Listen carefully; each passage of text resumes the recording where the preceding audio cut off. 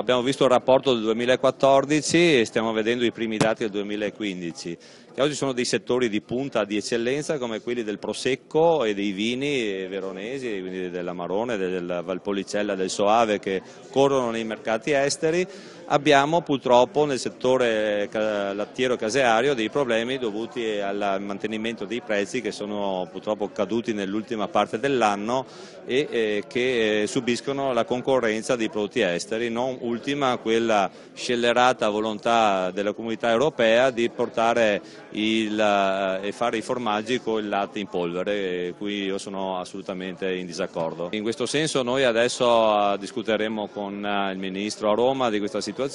e proporremo naturalmente delle legislazioni ad hoc per contrastare questo fenomeno a livello europeo. Io penso che l'agricoltura con 5 miliardi e 7 di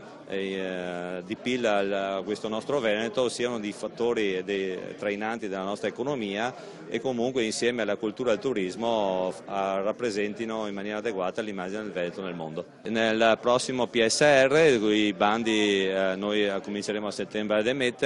l'80% delle risorse saranno proprio destinate al sostegno delle imprese e soprattutto al cambio generazionale delle imprese in cui i giovani si avvicineranno. Diciamo, non mi preoccupa parlare con gli imprenditori e andare a vedere le aziende agricole, mi preoccupa molto che queste aziende stanno lavorando con una capacità economica in ribasso e quindi c'è proprio una grande delusione dai nostri imprenditori su alcuni settori che non vedono futuro. Io voglio dare a loro una speranza, voglio dare a loro un sostegno e dire che ancora di agricoltura in questo Veneto si può vivere e si può dare alle loro famiglie un reddito